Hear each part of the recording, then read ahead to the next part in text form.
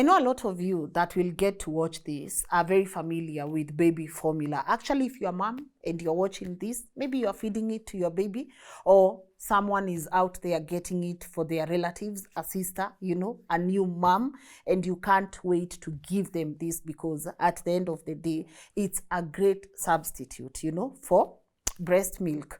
But what if I told you that 10 million babies have actually died because of how aggressively the marketing of this baby formula has been done?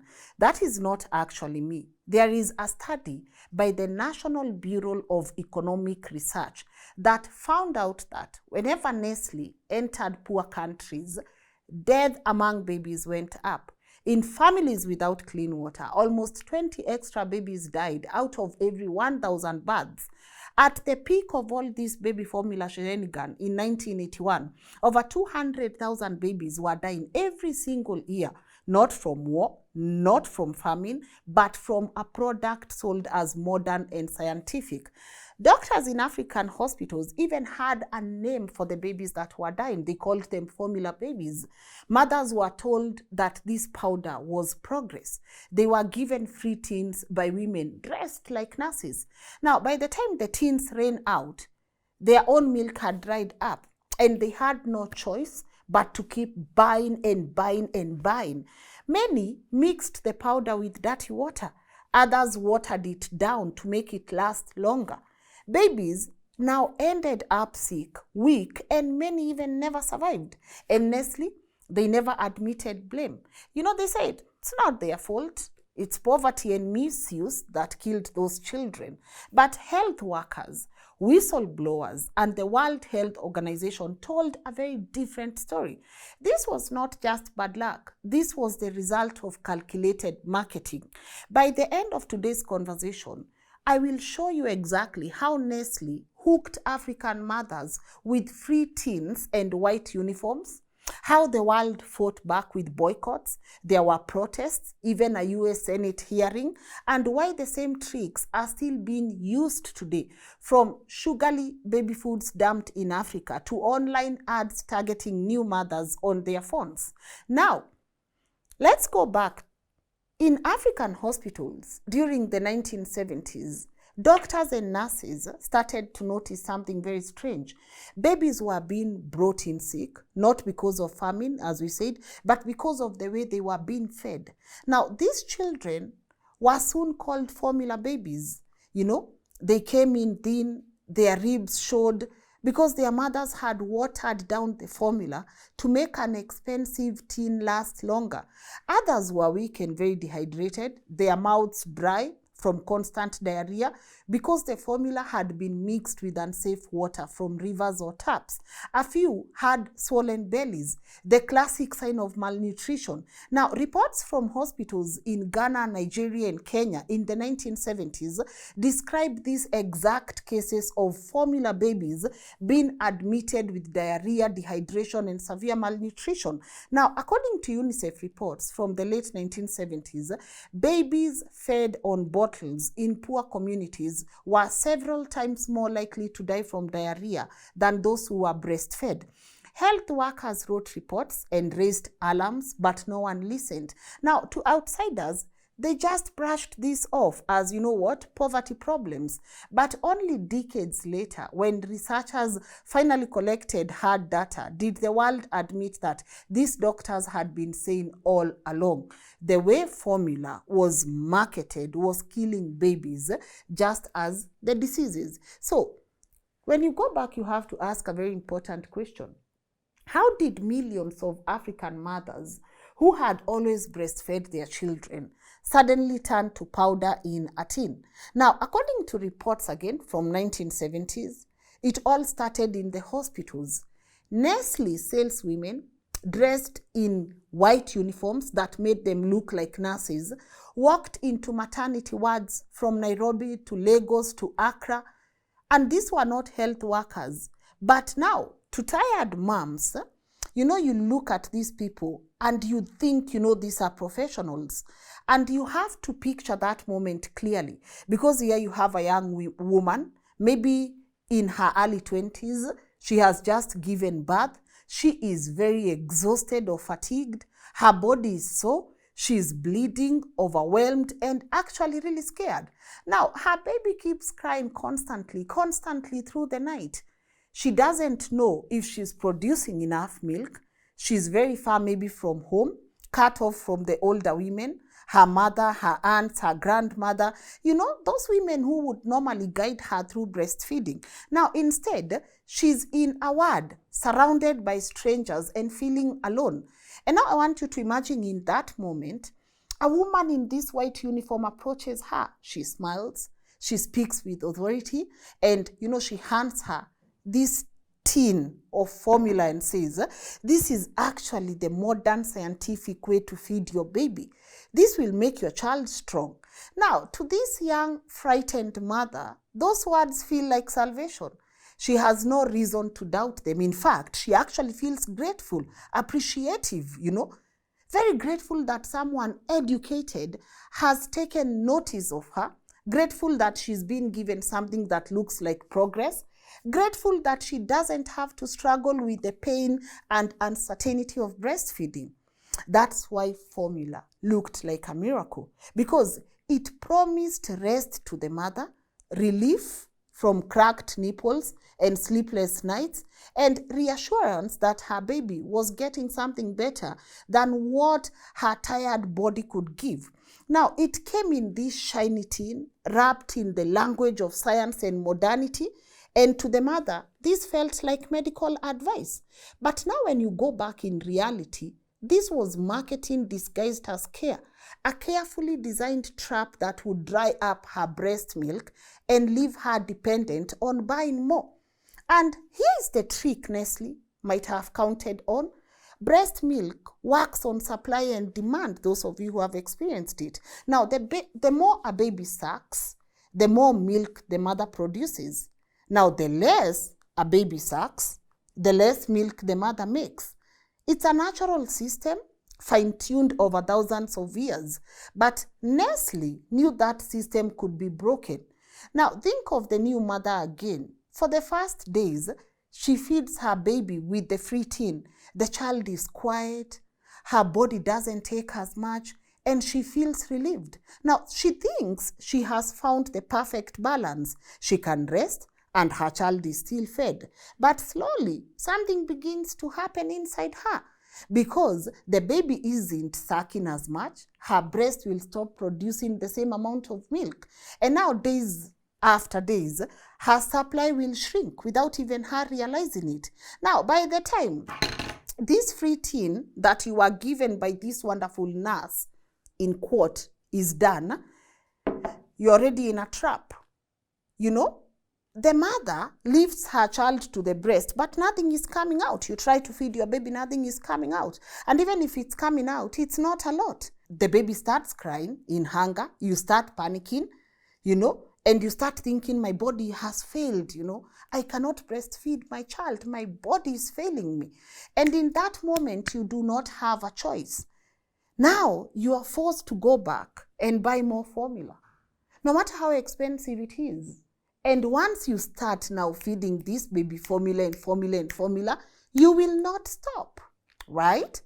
And that's why some people say Nestlé had designed it this way, to make sure first they come and give it to you, show you how much they care, and then later have you depend on it so much that you do not have a choice.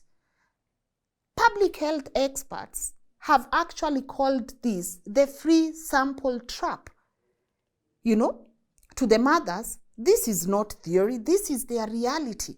What looked like kindness in a hospital ward turned into chains at the shop counter.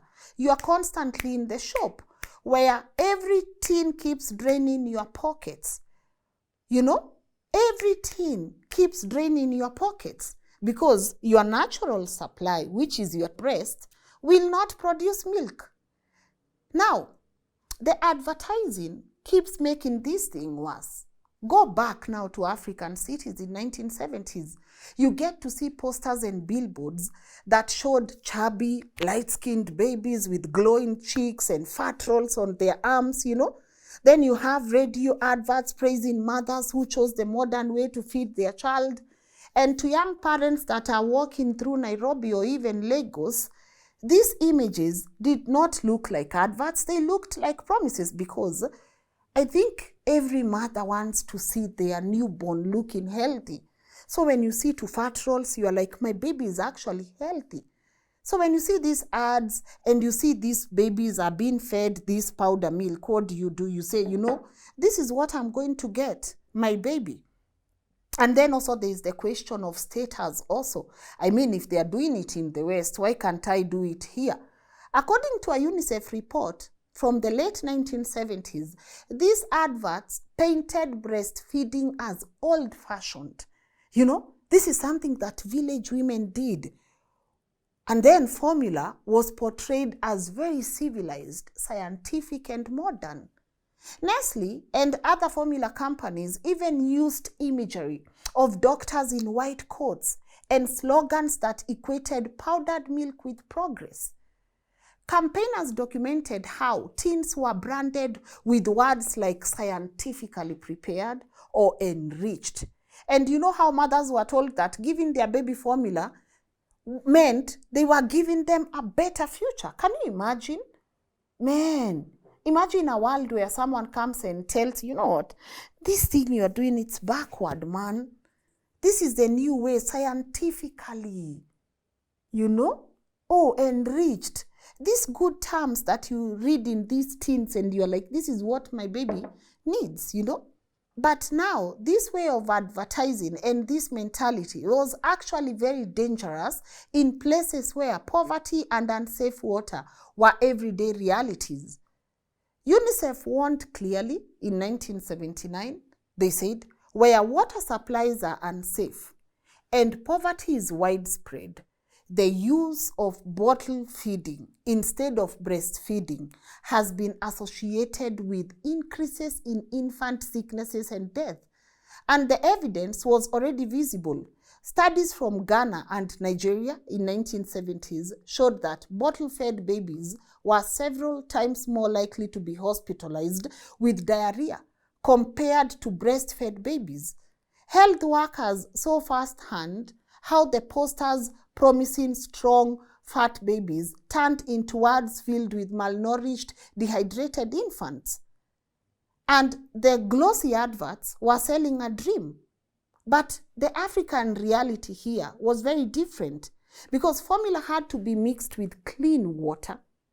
And in the 1970s, remember, most families in Africa did not have that. You are fetching water from rivers, boreholes, or untreated taps. Studies at the time actually showed that even city tap water was often contaminated with bacteria and other germs that caused diarrhea. So every scoop of formula that you are mixing with water becomes a risk to your babies. Babies were not drinking nourishment, they were swallowing disease.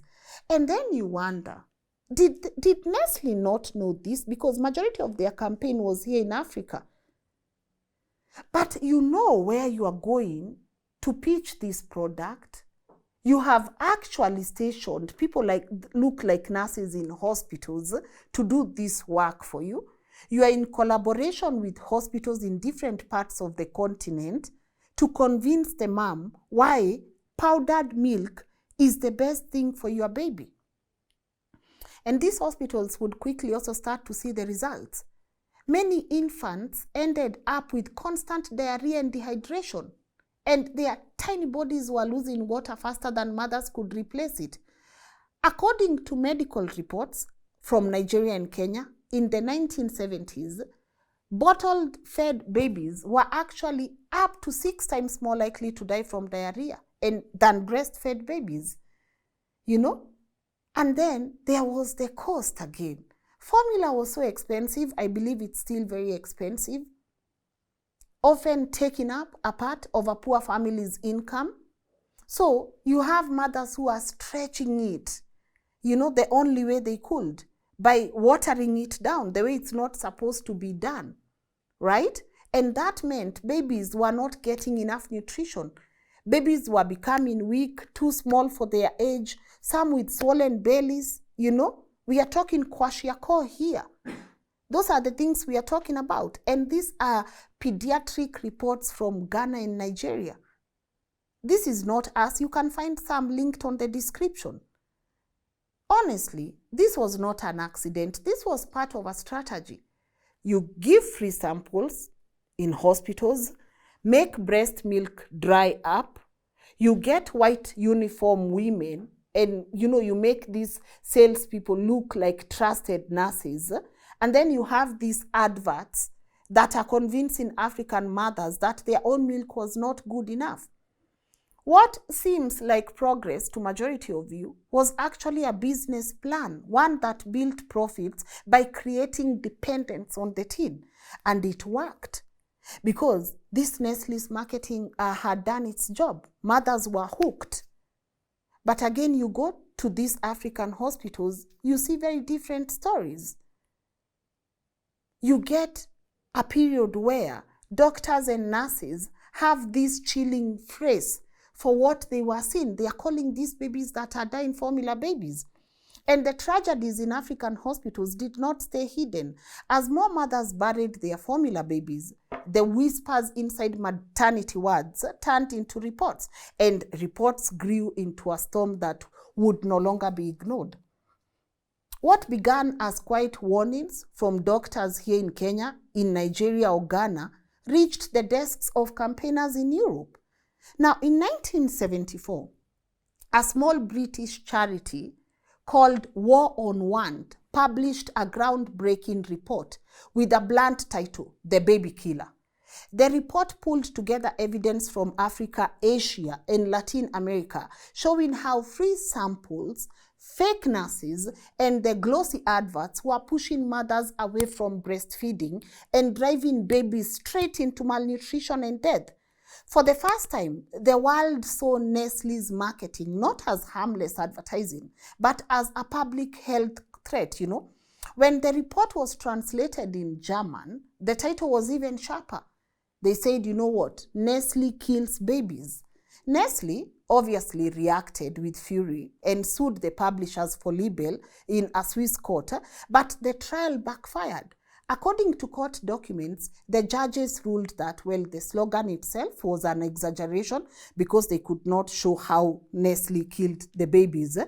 But they also maintained the evidence of manipulative marketing was very solid. They found that Nestlé's practices were indeed misleading and very dangerous. The company was ordered to change its advertising methods, but obviously in the court of public opinion, it had already lost. The phrase, Nestlé kills baby, stuck, and it has now become a rallying cry for campaigners around the world. Now, this outrage spread like wildfire. By 1977, activists in the United States launched the Nestlé boycott, a campaign that would become one of the largest consumer protests of its time. You have universities that are actually saying, don't sell our Nestlé products here in our cafeterias, don't do it. You have churches that are urging its members to stop buying it. And then you have medical associations that are warning that, lives are at stake. Then you go on, you have leaflets, protests, and picket lines carried, one very unshakable slogan, Nestlé kills babies. According to InFact, this is the Infant Formula Action Coalition, the boycott spread across continents, from Europe to Africa to Asia to America, turning a corporate scandal into a global movement. Now, the scandal grew so big, it even reached the US Senate. In May 1978, Senator Edward Kennedy chaired hearings on multinational corporations and infant formula marketing. In a dramatic session, Nestlé executives were grilled on whether it was morally acceptable to push formulas in countries where clean water was scarce. Under questioning, Nestlé admitted that its product should not be used in such conditions, but they also refused to take responsibility for the deaths. Kennedy's sharp words made international headlines. For millions of Americans who had never thought twice about formula, it was the first time they realized that a supermarket brand could be tied to graves in Africa and Asia.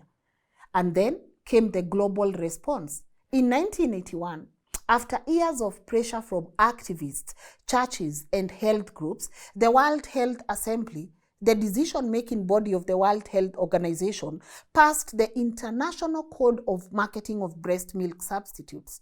It was very historic. For the first time in history, actually, the marketing of a food product was restricted on a global scale. The code banned free samples, health worker endorsement. So if you have a nurse or a doctor that is endorsing these formulas, just know this is against the law. It is actually, they should not even talk to you about it. And they also banned adverts that undermined breastfeeding. You know, it was actually meant to stop the tactics Nestlé had perfected. But you know what? Nestlé never fully admitted guilt. The company, said it supported breastfeeding, but critics noted that it often blamed poverty and misuse for the deaths, rather than its own marketing.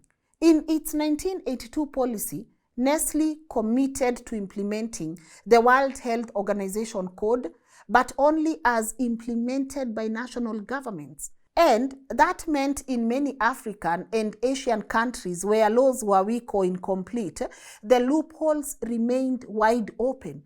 For campaigners, this was proof that Nestlé had not fully reformed. It had actually simply adapted. And here's the painful truth. Nestlé was never tried in an African courtroom. No CEO ever stood before grieving parents in Kenya, Nigeria, Uganda, anywhere. Nowhere.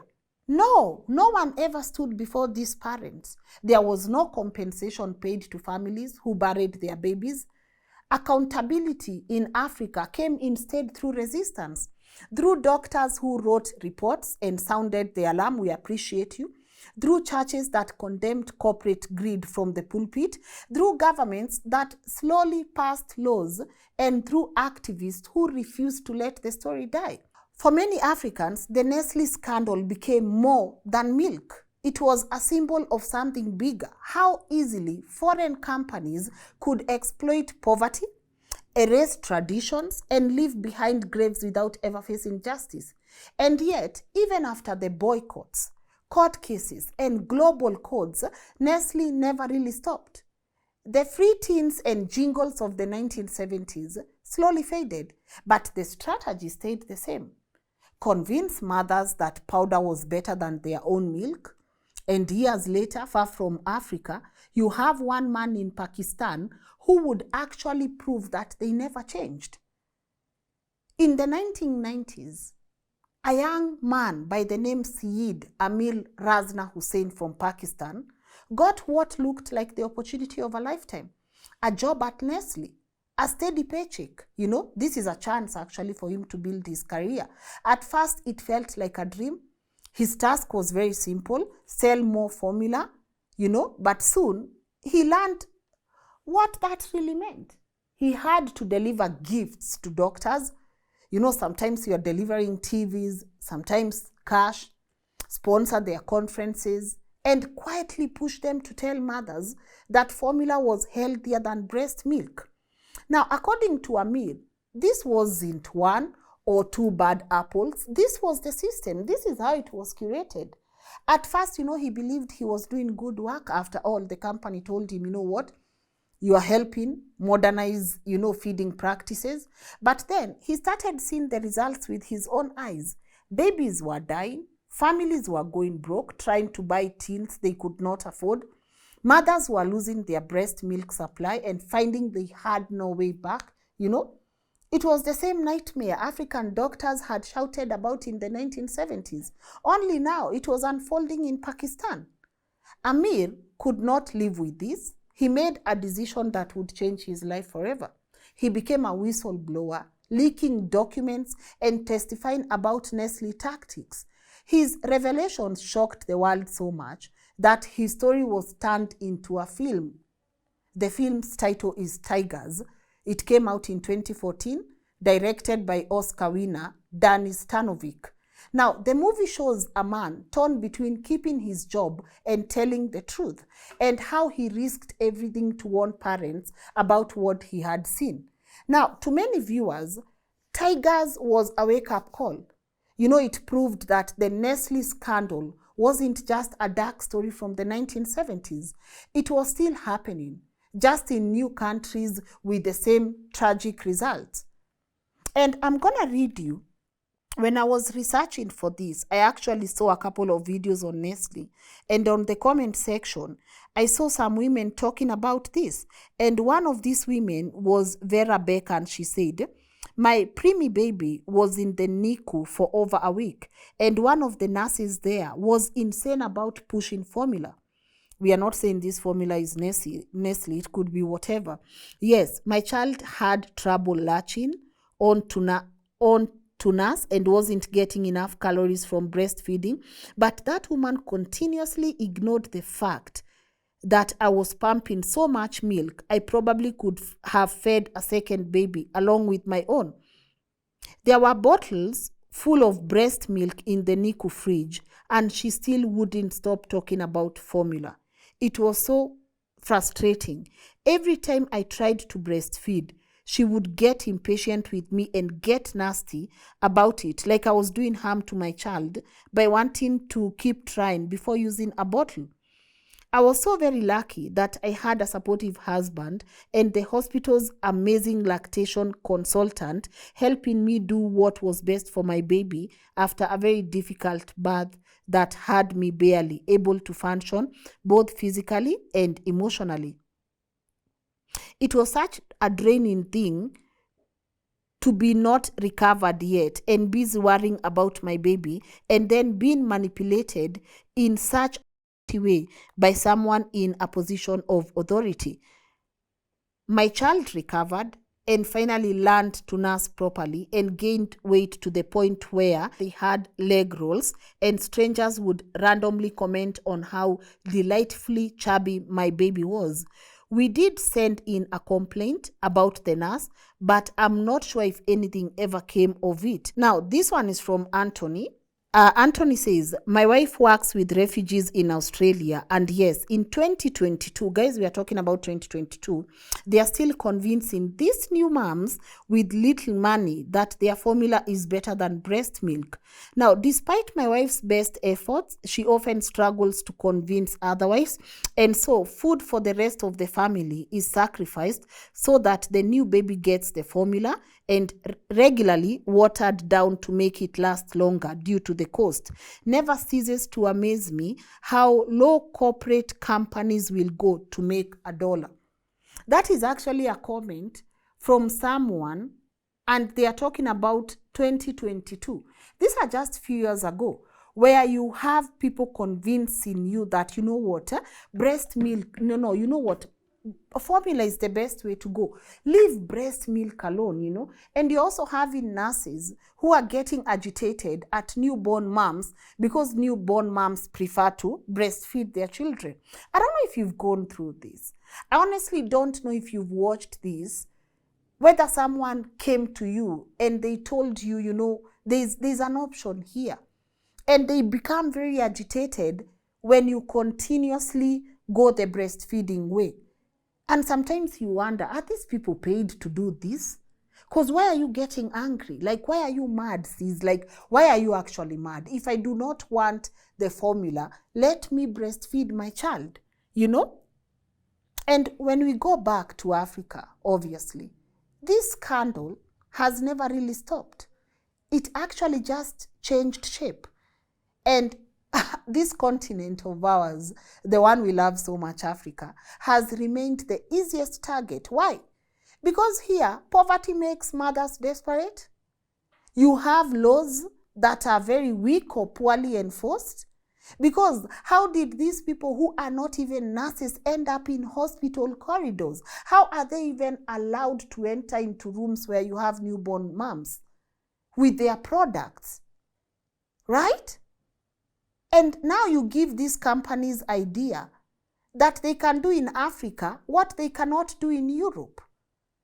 Because over there, baby formulas are regulated and sugar-free.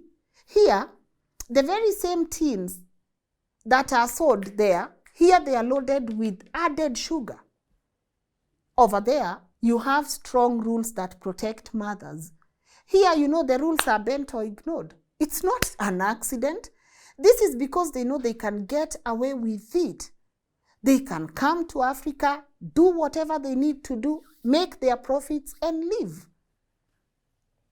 African women never needed this in the first place, because long before Nestlé and other formulas, we had our mothers and grandmothers who had a system that worked. They breastfed us for years, not just months, years. And also in some cultures, if a mother could not nurse, you had another woman stepping in, they called it wet nursing, which was actually very common. And communities understood that, no baby should ever go without breast milk. Breast milk was not just food when it came to the African culture. It was medicine, it was protection, it was comfort. This was our culture. And if anything, it's more nutritious. Then you have these people who will come and steal our culture. They give our women free tins in hospitals, and then they have these free tins replacing the wet nurses. And then they have these posters, they have these adverts in radios that are kind of mocking breastfeeding. You have them calling breastfeeding backward. And then you have women who feel like their breast milk is not good enough. That this modern love to my baby has to come in a tin. And when people believe that lie, we don't just lose the nutrition in breast milk. You lose children. And we lose part of who we are. Because when we talk about millions of babies dying because of an ad campaign, a very manipulative marketing strategy, please tell me those are not our babies we are losing. There is a price, and that price is written in those tiny graves across Africa. We buried babies not because the mothers did not care, but because they trusted the wrong voices. Voices that came dressed in white coats, pretending to be nurses, carrying free tins and promising progress. If you're in the hospital watching this and the nurse comes with that free tin, please ask that nurse, how much are you being paid? How much are you being paid? Because there is no way people will push formulas in hospitals without a price. Someone is on someone's payroll, right? There is a reason that they want to advocate for this product, knowing very well what you have inside here is much more healthy for your baby, right? There is a reason why someone will want to come and give hospitals free TVs, free pens, free books, free whatever, free bottles, free everything, because they want to make sure that you push their agenda. And we can't ignore the fact that in Africa, we are going to have the highest population. So the market is here in Africa, but the regulations are not. Because in those other countries, you never hear parents burying their children. Why? Clean water, accessible. The way ads are done, they are very controlled. How did we let this product get into a country where we knew the key base or whatever needed to be mixed with it was water, and we don't even have clean water? Like, how did the governments let this happen? How? And they are very hard lessons for us to pick today. Because survival does not always come from something new. Sometimes it comes from holding on to what our ancestors already knew. That a mother's milk is life itself. We didn't need the World Health Organization to force these people to put that into their marketing campaigns and tell people, no matter what, breast milk is best. We did not need that because we always had that. But Africans, we have a problem and we have to face it. So many people do not even know this story about their baby formulas. They do not know the manipulative tactics that were used to push that product here, that we lost a population because of that. And some people will say, well, it's not Nestlé's fault, but what is their moral obligation here? If it's not your fault, why do you insist on having fake nurses in hospitals? Why? Why? You know, this Nestlé scandal is more than a story about baby formula. It's a warning about what happens when powerful multinationals see Africa not just as a partner, but a testing ground, a place where poverty can be exploited, where weak laws can be bent, where lives can be gambled with because accountability rarely follows. And this is the deeper moral question. What responsibility do corporations such as Nestlé have when they enter poor communities? Is it enough to claim they bring modernity and a choice, when these choices can lead directly to sickness and death? Can profit ever come before protection? Can it actually? Can profit ever come before protection? And here in Africa, the stakes are never abstract. Every loophole, every advert, every free sample handed out without care is measured not on a balance sheet, but in these tiny graves of these little babies. When these corporations are cutting corners here, it's mothers who are going to pay with sleepless nights, fathers who are going to sell everything to buy another tin of formula, and communities that are going to bury their children too soon. You know, multinationals love to say they bring progress, but progress without responsibility is exploitation. Progress that silences culture and erases traditions is not progress at all. The moral role of a company here in Africa or even elsewhere must be to protect life before it protects their profit. Because the truth is this: Africa, we do not need saviors in these white nurses' clothes or suits or slogans about modernity. What Africa needs is respect for its own people, its traditions, and the right to raise the next generation without being turned into a market experiment. And that is the lesson Nestlé left us with. Multinationals will always come with shiny promises, but it is up to us as Africans, as parents, as citizens of the world, to ask the hard question: whose life is being sacrificed in the name of that promise? Whose life? And please don't count on your government to help you. Because, even here in Kenya, I get shocked when people like KEBS release a statement and they say, I don't know what percentage of the medicine that you're buying here is counterfeit. I don't know what percentage of alcohol that is being sold here is counterfeit. How did it get here in the first place? How?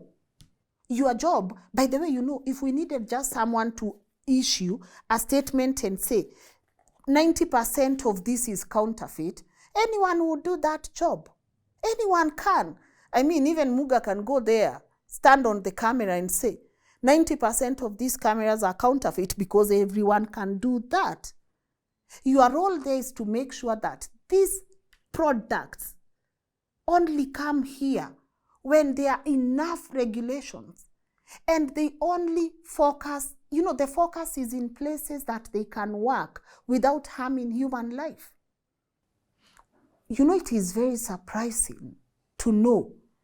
For me, the most shocking part is that these women had access to these hospitals and they were not nurses, but disguised as nurses. And they targeted women at their very raw moments, Those moments when you are very vulnerable. When you are a new mom, you are worried about so many things, and this person comes here with a miracle of a lifetime and they sell it to you. You are going to buy that promise, we often joke here in Africa that, raising a baby is so expensive. Wait till you see how much a can of baby formula costs. When my sister was giving the baby the formula, I kept her, Eshko imeisha. And that is the language in so many households, that it's bottle after bottle after bottle after bottle. of that powder. And it's you enriching the multinationals. Consumption actually increases with age, as I'm being told here.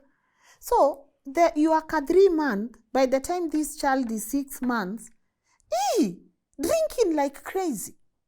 And not to say that there are women who don't have a difficult time breastfeeding. Of course they are, right? But they should be given the necessary information to be able to make this choice.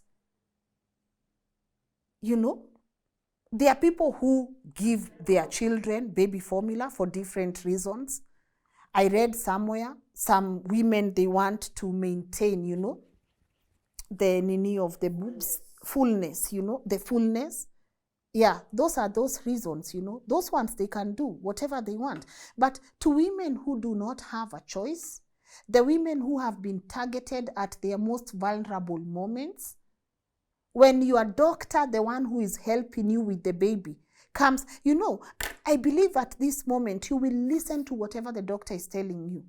If they tell you, Imas, your milk is not enough, I think you need some baby formula. You'll do it. Because at the end of the day, all you want to do is give your child the best. You get what I'm saying? But what if that doctor is being used, or he's on someone's payroll, to make sure that every woman that comes in here with a baby lives with the mentality or the mindset that baby formula is the way to go right now? I don't know, guys. I think at the end of the day, when we are learning and relearning, we have to go back to basics. We have to ask ourselves some really tough questions. What was there in that breast milk that we enjoyed? Why is it that there was a generation that grew and they were very healthy just by breastfeeding? I mean, you have your uncles, your aunties, your grandmothers. This is a generation that was there during breastfeeding. So how did that work? How did that work? And who is responsible for these millions of babies that we lost because of these manipulative advertising tactics? And where do we go from here? I think at the end of the day, when you buy a can, no matter why you need it, because I know some people, they genuinely need it, please make sure that you have your clean water. Make sure you can sustain the supply, because when that demand hits, you will need to be able to supply that child with the baby formula.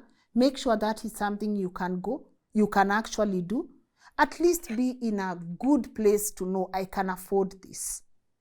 If not, just try talking to someone about what is inside you. What can I do? Okay, my child haitoki, so what can I do? I believe these lessons are still out there. And if you want to read more on some of the articles that helped put this episode together, we're actually going to be embedding them on the description so that you can also make more different choices, and not just the choices the multinationals are trying to push your way. Soon, we are going to have an episode on bush medicine. Man, the more we research about bush medicine, the more you ask, man, what happened to us as Africans, man? How did they convince us this was witchcraft, But again, it warms my heart to see the response from you guys and to know this is actually relating with majority of you. I just want to take this moment and say thank you for your feedback on our episode on how the poor foods in Africa are now expensive superfoods in Europe. I see people taking their power back, and that makes me really happy. I see us going back to our foods. Yeah, I told you some of it is acquired taste, but you get so energetic and you feel alive and you feel very different for knowing what I'm consuming is not going to hurt me, but it's going to nourish me in some way. So everyone that took their time to watch that video, share it, liked it, I really do appreciate you guys. You have no idea how that motivates me to keep going and keep bringing you these conversations. Like, I really want to say thank you. I know you are watching it even right now, so don't get tired. Continue sharing it. And even if you have watched this episode until the end and you've noticed, damn, I've not liked this video, please like it. Like it, it goes a long way. Subscribe to the platform if you've not. And also, if you want to support independent journalism, we have our PayPal details right there. Our M-Pesa details are right there. Our pay bill is right there. And also there's the super thanks category right here that you can be able to contribute towards, so that we continue researching and bringing you these episodes the best way we know how. So thank you. Also to Team LNN, it takes a lot to research on these conversations. The more you do them, the more you are finding out things and you are like, damn, man, how stupid have we been, you know, how? But it's our moment to unlearn, and we are not going to beat ourselves up. So thank you to Team LNN, the research team, everyone that puts their best foot forward to make sure that this is happening the way we are envisioning it. We really appreciate you. Our editors, everyone at Team LNN, our amazing super camera person there, Muga, assisted by Scholar, we appreciate you. Like, thank you guys for making sure that we play our part in learning and relearning. So let me know in the comment section, what's next? What should we touch? And guys, don't be afraid. Let us actually tear these conversations apart. There's so many things that Africans need to unlearn if we are going to progress. They are counting on you never being woke. I can tell you that for free, guaranteed. They are counting on you not being woke. So let me know on the comment section, where else should we go? And that's where we are gonna go. So that's it from me. If there's anything you wanna share with us and you can't put it on the comment section, you can always email us info@lnn.digital. Hiyo ni homa inanichokoza, but I have my traditional medicine waiting somewhere. That will be me on top of ginger, garlic, lemon, everything. I'll even add moringa there, whatever. Yeah, just won't see me in a chemist. But I appreciate you guys. All right? Bye-bye.